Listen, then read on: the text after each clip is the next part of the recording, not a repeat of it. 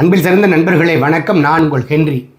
தமிழ்நாடு பத்திரப்பதிவுத்துறை கடந்த 3/9/2024 அன்று கூடுதல் பதிவுத்துறை தலைவர் மூலமாக அனைத்து சார் பதிவாளர்கள், மாவட்ட பதிவாளர்கள், மண்டல துணை பதிவாளர்களுக்கு ஒரு சுற்றறிக்கையை 18751 ஆஃப் 2024 என்று சொல்லி ஒரு சுற்றறிக்கையை அனுப்பியிருக்கிறது.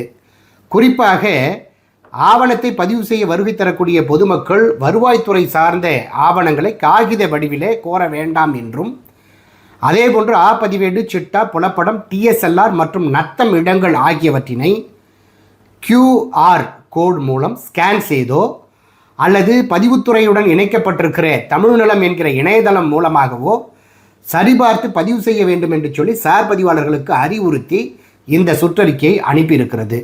உள்ளபடியே இது வரவேற்க வேண்டிய ஒரு சுற்றறிக்கை. ஃபெய்ரா இதனை பாராட்டுகிறது, வரவேற்கிறது.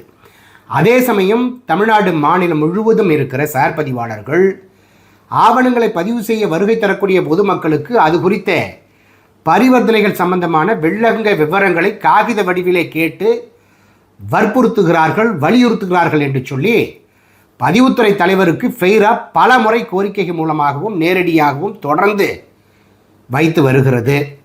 ஆனால் இதுவரை பதிவுத்துறை இது சம்பந்தமாக எந்த விதமான சுற்றறிக்கையும் வெளியிடவில்லை என்பது வேதனைக்குரிய விஷயம்.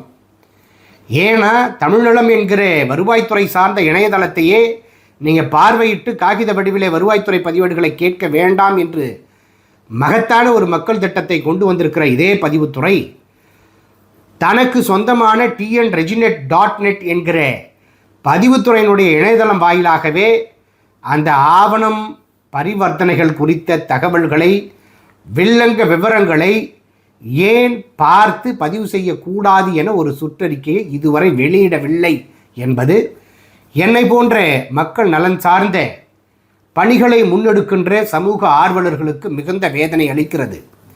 ஆகவே பொதுமக்கள் பயன்பெறக்கூடிய வகையிலே, குறிப்பாக ஆவணங்களை பதிவுத்துறையிலே பதிவு செய்ய விரும்புகின்ற பொதுமக்களின் நலனை காக்கக்கூடிய வகையிலே தமிழ்நாடு பத்திரப்பதிவுத்துறை இந்த வில்லங்க சான்றிதழ்களை காகித வடிவிலே கேட்பதை தவிர்த்து பதிவுத்துறையினுடைய இணையதளம் வாயிலாகவே அதனை சரிபார்த்து பதிவு செய்யும் வகையிலே வழிவகை செய்ய வேண்டுமென பதிவுத்துறையை ஃபெய்ரா அன்போடு கேட்டுக்கொள்கிறது.